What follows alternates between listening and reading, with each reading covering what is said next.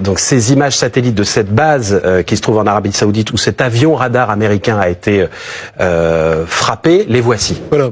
Alors en fait, ce qui est intéressant, c'est que bon, là vous voyez la base, hein, donc c'est la base, c'est écrit dessus, Prince Sultan Al Rajhi. Ça a été Al Rajhi, là c'est le lendemain de la frappe. Vous voyez qu'il y a toute une série d'avions qui sont déjà sur cette base, sont des ravitailleurs en vol. Les ravitailleurs en vol, c'est important parce que c'est vraiment ce qui permet de mener une campagne. Les Américains en ont une centaine dans la région. Ils les ont mis justement assez loin. Et ils étaient ici. Et vous voyez bien, alors c'est la même chose. Hein, mais ce qui est intéressant, c'est que l'AWACS, qui lui est un avion radar, et qui est donc un démultiplicateur de force, c'est vraiment important. L'AWACS, ça permet de surveiller le champ de bataille et de coordonner le commandement. Voilà, vous voyez bien, le radar il est là au-dessus, hein, et c'est vraiment un avion qui est important. Les Américains en ont 18. Et là, donc, ils en ont plus de 17. Oui. Voilà. Et je voulais, alors, bon, là, vous voyez les images d'archives. Si on revient sur ça, alors ça, c'est un Français, celui-là, parce qu'on en a nous aussi, qu'on a acheté aux Américains. Enfin, voilà. Donc, voilà, et voilà. Alors, sur cette base, ce qui est intéressant, c'est que vous voyez qu'ici, il y a les parkings où il y a les avions. Oui. Et ça, à la limite, c'est fixe. Et ils y sont depuis avant la guerre et depuis le début de la guerre. En revanche, le fameux AWACS là, il n'était pas là. Il était là-haut. Entre les deux grandes pistes, là c'est les pistes de décollage, sur un des taxiways à l'écart, et ce renseignement-là, il n'y était pas en permanence, il y était depuis peu de temps. Donc pour que les Iraniens, c'est pour ça qu'on vous parlait une montée en gamme dans le ciblage, aient eu le renseignement de pouvoir viser de manière assez précise, avec des coordonnées GPS qui leur permettent d'avoir une cible qui, elle, n'était pas là depuis longtemps. Celle-là, ils la connaissent et ils la visent depuis un certain temps. Alors à moins qu'ils aient eu un coup de bol, mais honnêtement, vu là où c'est tombé, on n'y croit pas, et en renseignement, bon, bravo spécialistes, on croit assez peu au bol. Voilà, là on pense que honnêtement, il y a eu un petit coup de pouce qui leur a été donné pour réussir à faire ce tir. Écoutez et regardez ce qui est arrivé à cette beauté électronique.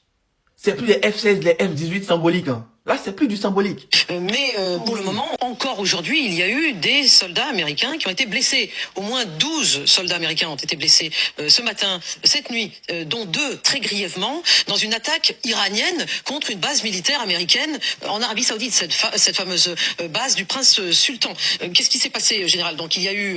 D'abord, il faut souligner que c'est la deuxième attaque majeure sur cette base en moins d'un mois. Oui. La première, elle avait eu lieu le 1er mars, il y avait eu un mort. Alors, la première chose que je me dis, c'est comment se fait-il que cette base soit pas mieux défendue pour le coup, parce que c'est pas les tirs sur Israël, là il y a c'est quelques missiles, et donc ils ont réussi à passer. La deuxième chose, j'avais entendu dire, je sais pas si c'est vrai, qu'il y avait un AWACS qui avait été inventé. Si, exactement, 2 avions ravitailleurs endommagés, plus un avion radar AWACS. Alors ce sont quand même des avions stratégiques à très haute valeur ajoutée qui coûtent des dizaines de millions, peut-être ça fait beaucoup tout ça. Un AWACS c'est des centaines de millions d'euros, hein, parce que c'est bourré d'électronique, il y a pas plus bourré d'électronique d'un AWACS, c'est ce qui permet de faire tout l'espace aérien, le contrôle de l'espace aérien, le contrôle de tous les avions, etc., et de diriger les opérations à partir des airs. Donc ça, c'est des avions effectivement qui risquent de l'emporter. Et puis les ravitailleurs également. Alors ils en ont beaucoup des ravitailleurs effectivement, mais ce sont quand même pas. C'est pas perdre un F-16 quoi. Là, on est dans un autre registre.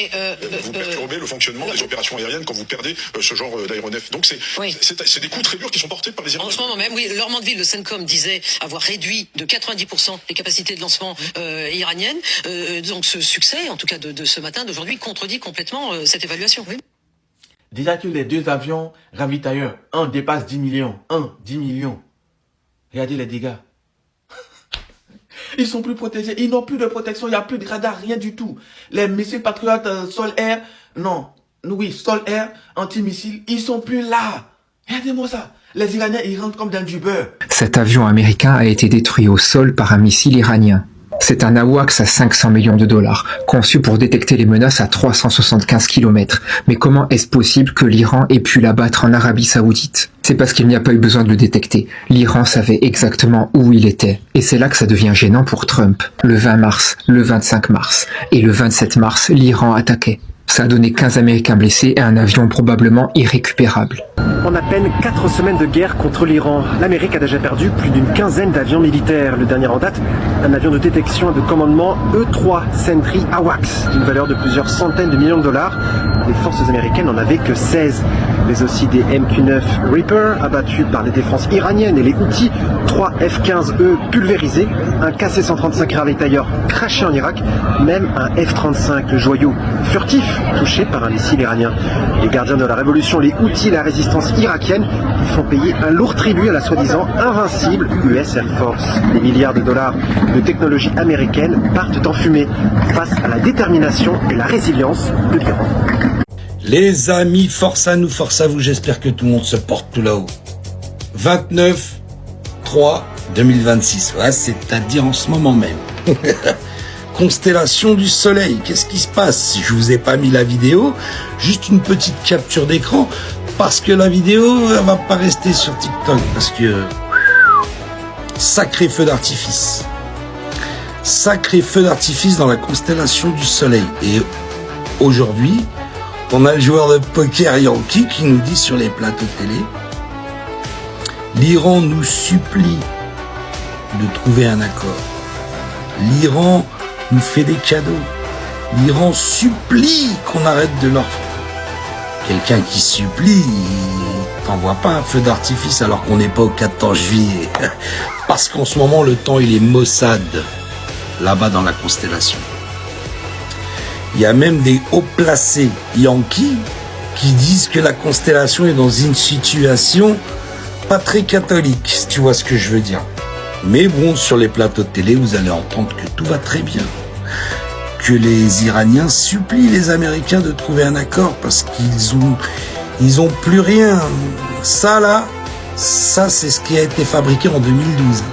C'est la fin des stocks de 2012, si vous étiez pas au courant. Ceux qui ont envoyé en ce moment là, ils n'ont pas encore tapé dans les stocks de 2013, 2014, 2015, 2016, 2017 jusqu'à aujourd'hui. Donc comme certains spécialiste de la guerre, hein. Moi je suis pas spécialiste de la guerre, je suis spécialiste de moi-même déjà, c'est bien. Certains disent qu'ils peuvent tenir c'est pas en semaine, ça parle en mois, voire plus. Eh oui, le karma, à bon entendeur. Le quartier général central Khattam al-Anbiya de l'Iran a annoncé que ses forces armées avaient identifié et frappé 2 sites où se cachaient des soldats américains. Selon la déclaration, plus de 400 personnes se trouvaient sur le premier site et plus de 100 sur le second, tous deux situés à Dubaï. Le porte-parole Ebrahim Zolfagari a déclaré que les 2 sites avaient été visés à l'aide de missiles de précision et de drones, entraînant de lourdes pertes. Il a ajouté que des ambulances avaient passé des heures à transporter les commandants et soldats américains morts et blessés des zones ciblées. Dans la même déclaration, le porte-parole a averti la direction américaine, y compris Donald Trump, que la région deviendrait un cimetière pour les troupes américaines. Bismillah Qasem el-Jabbarin. قبلا هشدار داده بودیم که ارتش متجاوز آمریکا به دلیل هجوم مقتدرانه نیروهای مسلح و نابودی پایگاه‌های خود در منطقه فراری شده و در خارج از پایگاه‌های خود مخفی شدند. در ساعات گذشته 2 مخفیگاه آنها به ترتیب در مخفیگاه اول بیش از 400 نفر و در مخفیگاه دوم بیش از 100 نفر در دبی پنهان شده بودند. که هر 2 مکان شناسایی و مورد هجوم موشک‌ها و پهپادهای نقطه زن دلاور مردان نیروی هوافضا و نیروی دریایی سپاه پاسداران انقلاب اسلامی قرار گرفتند که تلفات بسیار سنگینی بر آنها وارد گردید. ساعت هاست که آمبولانس ها مشغول انتقال کشته ها و مجروحان فرماندهان و سربازان آمریکایی هستند. ترام و فرماندهان ارتش آمریکا باید به خوبی درک کرده باشند که منطقه به گورستان سربازان آمریکایی تبدیل خواهد شد و راهی جز تسلیم در برابر اراده الهی مردم قهرمان و رزمندگان شجاع اسلام نخواهند داشت و من نصر الا من عند الله العزیز الحکیم. Nous confirmons que nous sommes engagés dans un processus de formation visant à renforcer les capacités et les compétences de nos forces armées et que nous prenons tout ce que nous entreprenons avec sérieux. Ce combat n'est pas un combat pour le profit, ni un combat à visée politique ou matérielle, comme c'est le cas pour certaines nations arabes. Notre position à Gaza, confirmée par le guide suprême, est une position qui nous impose nos devoirs religieux, moraux et éthiques et qui est également dictée par nos coutumes et notre dignité de yéménite. Ça y est, les Houthis du Yémen entrent en guerre aux côtés de l'Iran pour détruire l'entité. Donc hier, le porte-parole des Houthis a déclaré qu'ils interviendront militairement si l'ennemi utilise la mer Rouge pour des opérations. Aussi, une coalition pays arabes se joint à la guerre contre l'Iran, ça veut dire l'Arabie Saoudite, le Qatar, l'Oman, Bahreïn, tous les pays arabes. Et la dernière condition est si l'ennemi intensifiait encore la guerre contre l'Iran et l'axe de la résistance. Dans la matinée, les forces armées yéménites ont lancé le premier barrage de roquettes en direction de l'entité. Donc là, ça veut dire qu'officiellement, ils sont bien rentrés en guerre et ce n'est plus des avertissements. Dans la soirée, hier soir, on a eu plusieurs destructions considérables causées par les bombardements iraniens sur Tel Aviv en pastèque occupée. Les forces iraniennes ont aussi bombardé des péniches de débarquement américains, un des ports des pays arabes, et selon les rapports de terrain, 3 d'entre elles ont coulé après avoir été touchées, tandis que les autres ont pris feu. Ils annoncent aussi avoir éliminé plusieurs soldats américains à Dubaï. Hier, ça a été la panique à Tel Aviv. Plusieurs destructions considérables, des frappes de missiles et de drones qui ont endommagé plusieurs avions ravitailleurs américains dans la base Prince Sultan en Arabie Saoudite. Et voilà, d'énormes dégâts à Tel Aviv, comme ici encore dans une maison, ou encore ici dans une rue déserte. En attendant, mesdames et messieurs, vous allez voir que les Iraniens frappent plutôt bien. Merci Kadi de nous avoir rejoints. Regardez ces images, voilà tout ce qu'il reste d'un des précieux fleurons de l'aviation américaine. Devant vous, vous avez les grandes oreilles de l'US Air Force dans la région. Il s'appelle le E-3 Sentry. C'est l'équivalent de nos AWACS. Et Kadi, on peut le dire, c'est le résultat, ce que l'on voit, et pas que, d'une frappe millimétrée des Iraniens, qui nous poussera d'ailleurs sur ce plateau à nous poser la question, mais bon Dieu, par qui sont-ils aidés pour réussir ce genre d'opération? Bah oui, pour bref rappel, Christophe, on va réexpliquer un petit peu ce qui s'est passé. C'est la base aérienne Prince Sultan qui a été visée. On était un peu plus au sud de Riyad, environ 120 km au sud de la capitale. Le bilan de cette attaque, c'est quand même une dizaine de soldats américains blessés, 2 d'ailleurs grièvement. Plusieurs appareils donc endommagés, vous l'évoquiez à l'instant, Christophe, donc au moins un AWACS et aussi des ravitailleurs, des KC-135. Les KC-135, ce sont ces avions ravitailleurs qui sont essentiels pour permettre aux chasseurs et aux bombardiers de prolonger leur mission sur de longues distances. Alors, ce qui retient évidemment l'attention, ce sont évidemment ces images qui montrent ces AWACS endommagés, voire détruits sur le tarmac. C'est impressionnant. Coût unitaire quand même de cet appareil, 500 millions de dollars. C'est pas rien. Un avion de commandement, cet AWACS, et de contrôle aéroporté qui est indispensable en fait à l'US Air Force. Il détecte en fait et suit plusieurs centaines de cibles aériennes et terrestres sur plus de 400 kilomètres. Alors, il est doté d'un radar rotatif qui permet en fait de diriger en temps réel les combats. Il permet aussi de détecter les avions qui volent très bas. Il filtre aussi les échos parasites du sol. Ça, c'est très important. Il a aussi une autonomie de plus de 8 heures sans ravitaillement. Il faut savoir que les États-Unis n'en possèdent à l'heure qu'il est plus que 16 en service actif. Alors oui, effectivement, la perte d'un de ces appareils, c'est très embêtant pour Washington puisque ça le prive en fait d'une source majeure d'information et de coordination ici, en tout cas aérienne dans le Golfe. Merci Kadi pour toutes ces précisions. Je crois qu'il y en a eu moins de 70, 68 construits depuis la création. Alors nous, on en a 4 dérivés. Bien évidemment, on va les garder. C'est les choses les plus précieuses que l'on puisse avoir dans notre arsenal. Tout à l'heure, nous étions avec Gaëtan Powys, que vous connaissez bien, avec nous, journaliste Air Défense spécialisé dans ce genre d'appareil. On lui a posé la question, perte énorme ou pas? Écoutez sa réponse, il est très clair. Oui, tout à fait. C'est vraiment comme ce qui a été expliqué en plateau, même très bien expliqué en plateau, c'est avant tout un avion radar, mais aussi et surtout un avion qui va regrouper toutes les informations, un avion qui va permettre aux avions de se diriger au bon endroit pour faire face à la bonne menace, de pouvoir envoyer des chasseurs, les avions de combat furtifs F-22 par exemple, pour pouvoir intercepter un avion iranien, ou inversement de pouvoir cibler un camion lance-missile balistique parce qu'il a été détecté par un drone et de fait d'envoyer les bombardiers tactique ou stratégique sur la zone. C'est vraiment le poste de commandement depuis de nombreuses dizaines d'années de toutes les grandes opérations aériennes de l'US Air Force. Et cet avion, s'il n'est plus produit, comme ce qui a été expliqué également en plateau depuis de nombreuses années aux États-Unis, il faut tout de même noter que les États-Unis disposent d'un stock en Arizona, Lamargue, où je viens d'aller voir au 30 août 2025, 17 appareils sont stockés. Donc qui pourrait pouvoir combler cette perte par un de ces 17 appareils, mais ça prendra quand même un peu de temps. On le disait, Gaëtan, juste une petite question, et puis après on donnera la parole au plateau, bien évidemment. Kadil disait, alors, c'est l'un des fleurons, mais il y a d'autres appareils qui ont été touchés, des ravitailleurs. Dans cette guerre, aujourd'hui, à long rayon d'action, avec une force aérienne déterminante et importante, ça aussi c'est un coup dur?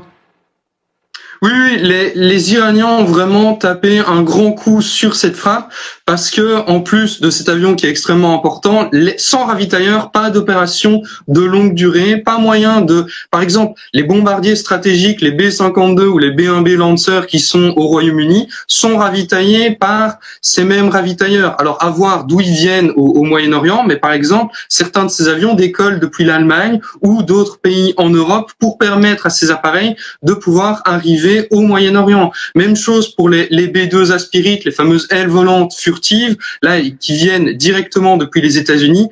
Pas d'appareil de ce type en vol direct depuis les États-Unis sans ravitaillement. Et ça a été expliqué en plateau. Même chose pour pouvoir tenir au-dessus du théâtre d'opération avec les avions de combat. C'est vraiment, les Iraniens ont vraiment fait mal sur ce coup-là parce que ce sont des appareils qui sont certes en repli, qui ne sont pas, qui n'emportent pas des munitions, mais qui permettent d'augmenter énormément l'efficacité des avions qui, eux, vont aller au combat directement. Alors on parlera dans quelques instants de la faute à qui ou de grâce à qui, ça dépend dans quel camp on se situe. Juste, les images sont terribles. Regardez cette carlingue, et puis vous avez le drapeau américain, et de l'autre côté US Air Force. Et puis il y a ce coup, qu'on le veuille ou non, c'est un beau coup de Téhéran. Ah oui, absolument. Vous avez un avion qui est capital, et au-delà de ça, vous avez un certain nombre de systèmes, notamment de détection, qui ont été tapés il y a quelques jours, moins de tirs peut-être, mais de plus en plus précis. Oui, et ça envoie un message politique et militaire clair, c'est-à-dire que la profondeur stratégique sur laquelle on pourrait en fait s'abriter des alliés des États-Unis depuis 1945, l'Arabie Saoudite, c'est le pacte de Quincy, c'est 1945, où l'Arabie Saoudite et les États-Unis avaient conclu la sécurité contre les flux pétroliers. Là, on voit bien que la sécurité américaine, elle est en défaut dans une base américaine qui a été ciblée et touchée.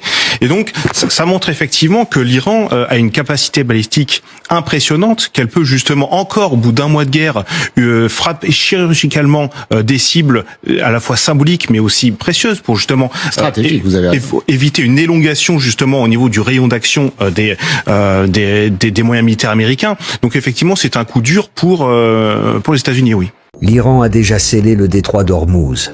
Et maintenant, ce que le monde redoutait est arrivé. Ses alliés Houthis au Yémen viennent de passer à l'acte en bloquant le second passage vital de la planète. Écoutez bien, car si ces deux artères sont verrouillées en même temps, c'est l'asphyxie totale. Cette deuxième voie, c'est le détroit de Bab el-Mandeb, un passage étroit de seulement 29 km entre le Yémen et l'Afrique. C'est la porte d'entrée de la mer Rouge, l'autoroute indispensable pour tous les navires qui relient l'Asie à l'Europe et qui veulent atteindre le canal de Suez. Les Houthis, affiliés à l'Iran et totalement subordonnés à la stratégie de Téhéran, tiennent désormais ce verrou. L'Iran avait prévenu, si les États-Unis poursuivaient leur agression, Bab el-Mandeb serait la prochaine cible. Aujourd'hui, les menaces ont laissé place à l'action. Conséquence immédiate, le canal de Suez devient totalement inutile. L'Égypte perd ses revenus du jour au lendemain, et chaque navire entre l'Asie et l'Europe n'a plus qu'une seule option: contourner tout le continent africain par la route du Cap de Bonne-Espérance. Cela ajoute entre 10 et 18 jours de voyage à chaque trajet. Les 3 plus grandes compagnies maritimes mondiales ont déjà dérouté leur flotte. Et c'est votre portefeuille qui va encaisser le choc. Des trajets plus longs, ce sont des coûts de transport qui explosent, et donc des prix en rayon qui grimpent en flèche.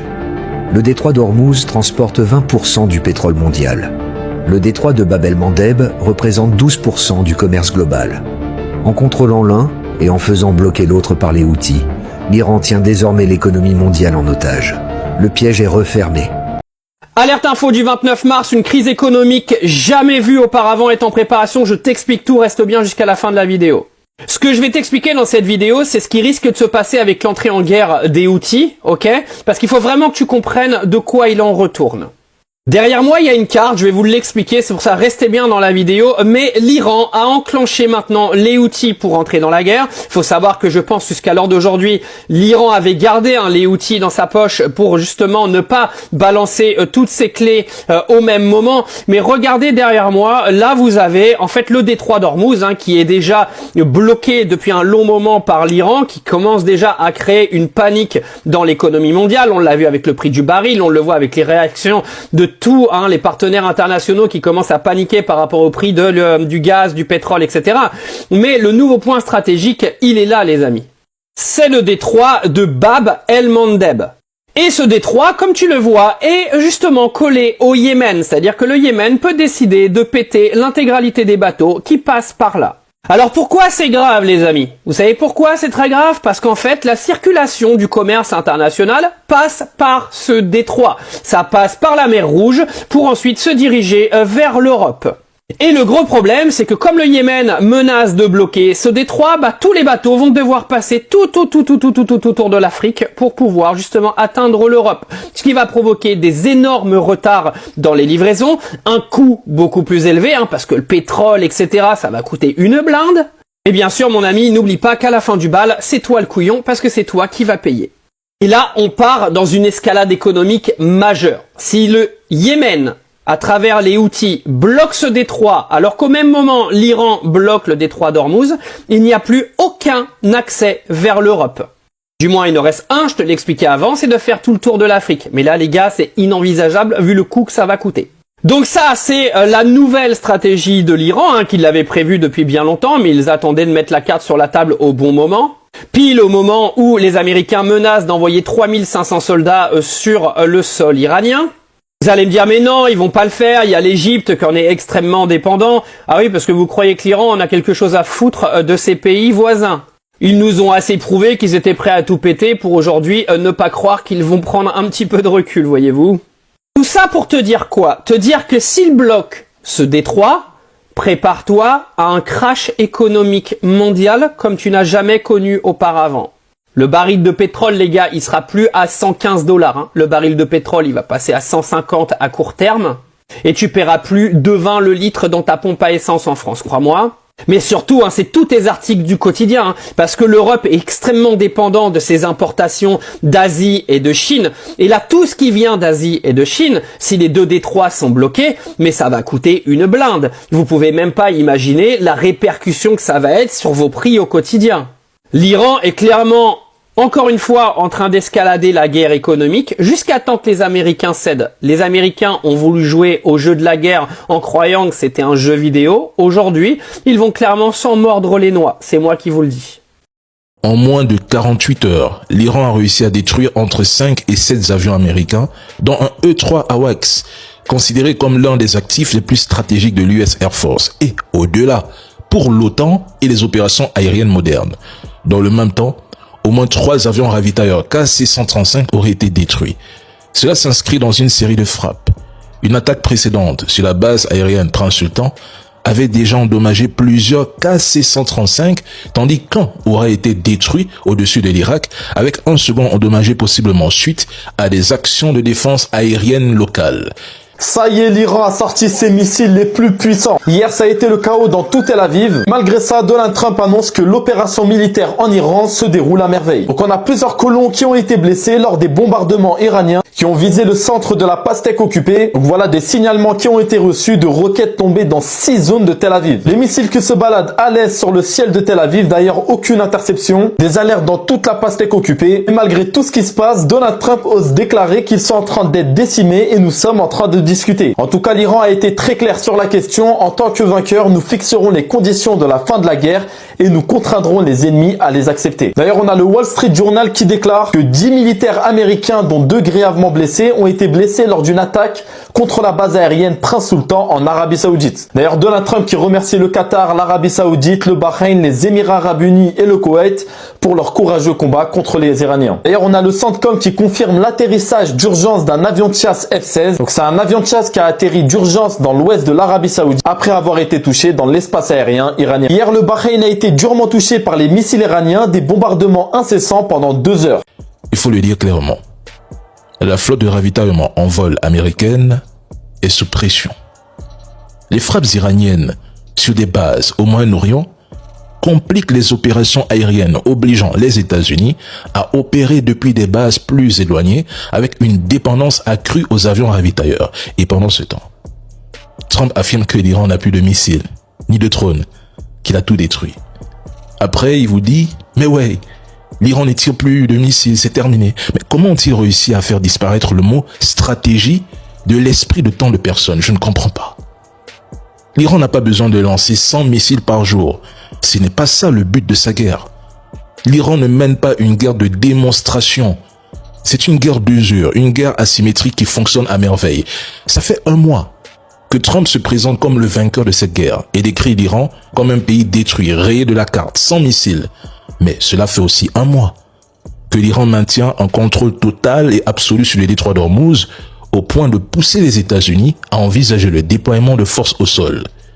Quel échec! Des milliers de militaires américains s'apprêtent à sauter sur l'Iran, mes amis. 3500 hommes viennent d'être annoncés dans la région et Téhéran est plus menacé que jamais. Et cette info, mes amis, nous vient directement des États-Unis d'Amérique. Vous le voyez ici, l'US Central Command annonce donc l'arrivée de 3500 marines qui sont prêts du 31e à sauter directement sur Téhéran pour rentrer dans cette guerre. Alors selon Axios, qui est toujours très bien renseigné, la Maison-Blanche et le Pentagone envisagent l'envoi de 10 000 militaires américains supplémentaires au Moyen-Orient, ce qui voudrait donc dire que oui, une attaque imminente sur le plan terrestre a été décidée. Et ils seront pas tout seuls, mes amis, parce que les Émiratis l'ont dit. Mohamed Ben Zayed, l'Émirati, nous dit donc qu'ils vont lancer une offensive terrestre contre l'Iran avec les États-Unis d'Amérique. Et je peux vous dire, à Téhéran, ils ont peur des Émiratis. Enfin, en vrai, pas du tout, mes amis. Vous voyez le journal Tehran Times qui nous dit quoi? Welcome to hell, donc bienvenue en enfer, que tous les militaires américains qui mettront un pied sur le sol iranien repartiront dans un cercueil. Voilà, la promesse est très très claire. Je vous rappelle que les États-Unis d'Amérique ont pris une rouste en Afghanistan, qu'ils ont pris une rouste au Vietnam, et désormais ils prétendent s'imposer sur le sol iranien. Aujourd'hui, on se pose la question des capacités militaires et notamment des missiles balistiques iraniens. Comment Téhéran fait aujourd'hui pour renouveler ses stocks? On le sait, ils ont envoyé un nombre considérable de missiles. Ils continuent d'envoyer des missiles sur Israël et dans les pays du Golfe. Quand on regarde donc effectivement cette capacité à résister visiblement des Iraniens, ces images de propagande, mais qui donc certes sont de la propagande, mais montrent à quel point les Iraniens se sont préparés en enfouissant une partie de leurs moyens. Quand on prend la grandeur, la taille de ce pays, sa topographie, on imagine que aller chercher jusqu'au dernier des lanceurs, jusqu'au dernier des missiles, c'est une tâche absolument gigantesque. Oui, on parlait des tunnels que les Iraniens cachent leurs armes. Ils vont pas les mettre sur une colline pour qu'on puisse attaquer facilement.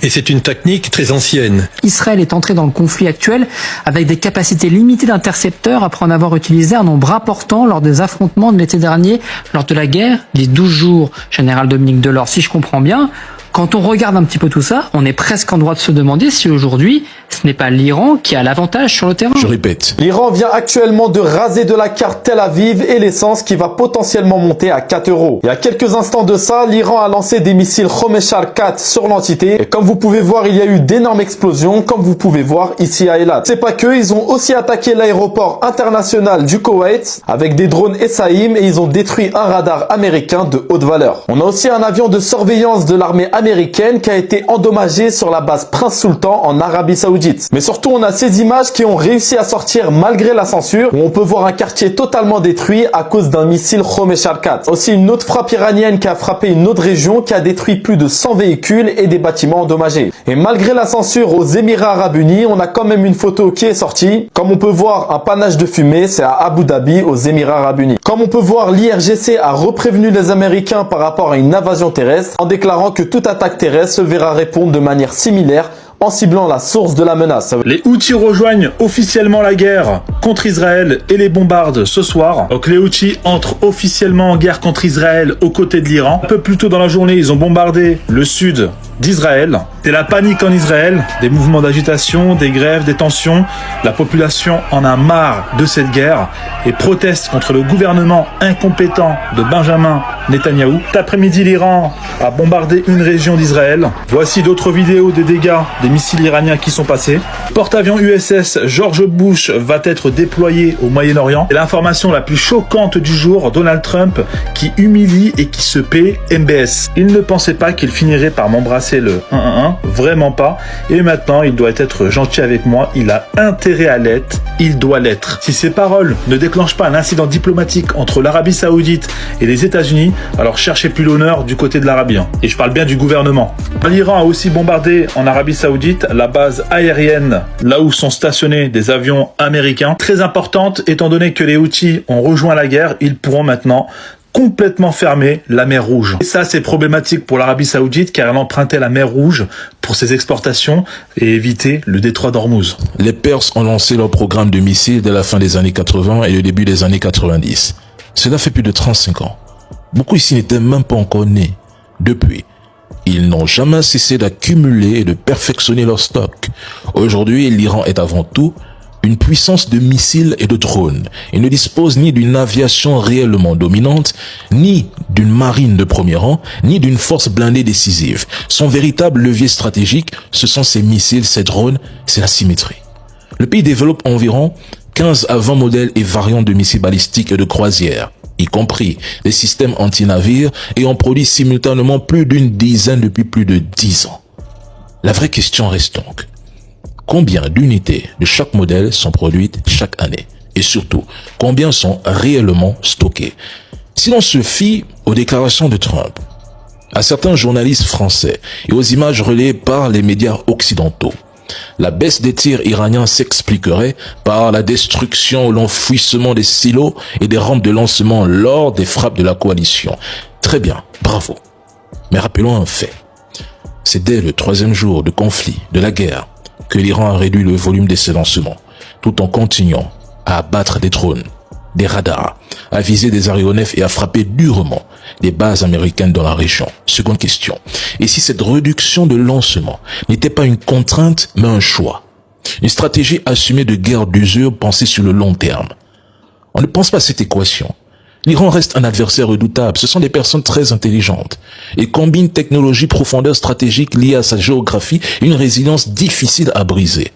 Ceux qui critiquent l'Iran le font souvent depuis des pays dont leurs dirigeants n'auraient probablement pas tenu 24 heures face à une telle agression. Il faut savoir reconnaître la force et la résilience de l'autre, surtout quand on n'est ni capable de l'égaler, ni de faire mieux dans les mêmes conditions. Perso, l'Iran n'a plus rien à prouver.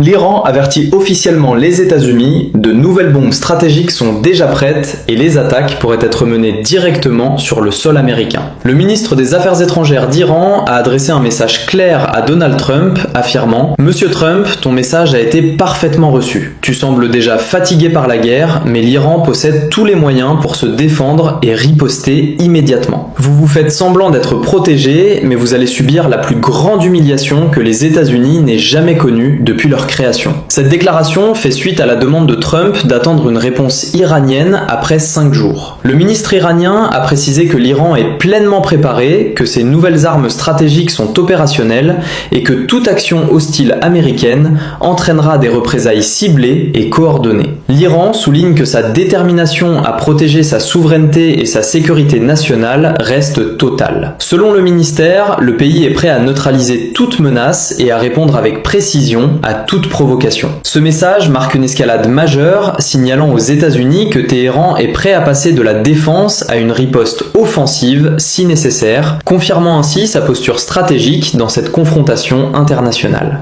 Après ça, les Arabes n'ont plus d'honneur, mes amis. L'Arabie Saoudite humiliée par Donald Trump qui, je cite, a dit que MBS était désormais obligé de lui lécher les bottes, mes amis. Et il a dit ça.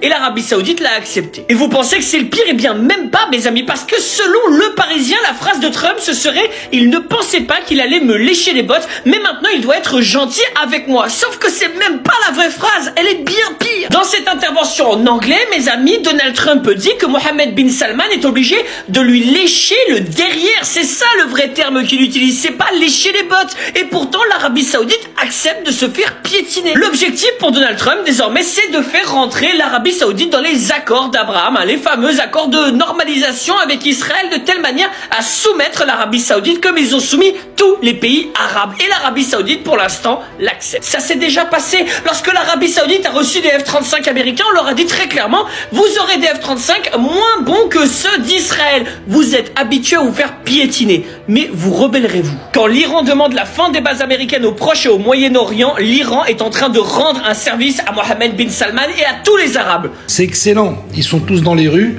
enfin. Peut-être que cette guerre va s'arrêter suite à la pression des Yankees. C'est fort possible parce que là, Donald Trump est totalement parti en cacahuète. Il veut envoyer des troupes sur place. Alors, les Iraniens, en combat face à face, c'est pire que les Vietnamiens. Le souvenir qu'ils ont, c'est le Vietnam, ils sont revenus pleurer. Ils voulaient revoir leur maman. Ils sont revenus tous toxicomanes du Vietnam. Parce que un Yankee, pour qu'il fasse la guerre, faut que tu lui donnes du fentanyl ou je sais pas comment ça, tu sais, les cachetons là, ou sinon il se bat pas, ou sinon il pleure, il va téter sa maman. Donc moi j'ai hâte de voir les Yankees fouler le sol iranien pour aller face à face au combat, parce que là c'est pas dans un bureau à appuyer sur des boutons, là on voit qui sont les hommes. Et sans cacheton, ces gens-là ils avancent pas. Les Yankees sans cacheton, sans drogue, ils ne combattent pas. C'est une réalité. Tout ce qui était Irak, Vietnam, ils se sont fait corriger. Et là, ils pensent que les Iraniens vont les épargner. Ça fait 30 ans qu'ils se préparent, l'Iran. Ça fait 30 ans qu'ils vous attendent. Rentrez. Donc, les Américains, attendez voir, recevoir la dépouille de vos proches. Ça va être chaud. Parce que c'est facile, quand t'es de l'autre côté de l'Atlantique, d'appuyer sur des boutons pour tuer des enfants, des écoles, bombarder des écoles où il y a des enfants. C'est facile, hein. Mais le combat sur place est d'homme à homme. Là, je garantis pas votre victoire. Tout simplement. En tout cas, on attend la suite avec impatience. À bon entendeur. À bon entendeur, tant pis. Times Square, noyé dans une foule de manifestants. À New York, comme partout dans le pays, la contestation No Kings prend de l'ampleur. Selon les organisateurs, près de 8 millions d'Américains ont battu le pavé avec un objectif, dénoncer la politique du président Trump. J'en ai assez de tout ce qui se passe et je ne crois en rien de ce que porte cette présidence, surtout cette guerre. Dans les cortèges des figures connues, Robert De Niro, Jane Fonda ou encore Bruce Springsteen. Le chanteur s'est rendu à Minneapolis, ville devenue un symbole en janvier dernier, après que plusieurs Américains ont été tués par ICE, la police de l'immigration. L'hiver dernier, les troupes fédérales ont semé la mort et la terreur dans les rues de Minneapolis, mais elles ont choisi la mauvaise ville. Mais hier, la guerre en Iran était au cœur de la colère, poussant certains vétérans à se mobiliser. Nous estimons que la Constitution est menacée de multiples façons. La situation n'est pas normale, pas acceptable. Nous sommes ici pour aider à garder les gens en sécurité et veiller à ce que leur voix soit entendue. À quelques mois des midterms et avec une guerre en Iran qui s'enlise, la mobilisation américaine pourrait bien peser sur la suite du mandat de Donald Trump. L'Ukraine risque de ne plus pouvoir financer sa défense contre la Russie d'ici 2 bons mois, donc d'ici fin mai, en raison des incertitudes pesant sur l'aide de ses principaux alliés, selon Bloomberg. Et évidemment, tout ça, là, ça viendrait principalement du fait qu'on ait une guerre en Iran qui va s'éterniser, et aussi que les gens en ont probablement un petit peu marre d'aider l'Ukraine. Enfin, ça dépend quel pays, mais heureusement que récemment, on a la Hongrie qui s'est opposée, sinon on aura encore des milliards qui auraient été donnés à l'Ukraine. D'ailleurs, je comprends pas quand on voit les centaines de millions d'euros qui ont été donnés à l'Ukraine, comment on peut affirmer risquer de ne plus pouvoir financer sa propre défense quand on voit les millions, les centaines de millions qui arrivent dans le pays. Évidemment, on sait que Zelensky, il en détourne pas mal, hein. Mais quand on sait que récemment, justement, la Hongrie a stoppé l'Ukraine avec plusieurs millions d'euros dans des blindés ukrainiens, on se dit quand même qu'il y en a pas mal qui est détourné. Où est-ce que ça va pour l'instant, on n'a pas la réponse, mais ce qui est sûr, c'est que ça va pas dans la défense du pays. La preuve, parce qu'il en demande toujours plus. Et le pire, c'est qu'il arrive à en obtenir toujours plus, mais d'après ce que certains disent, c'est toujours pas assez.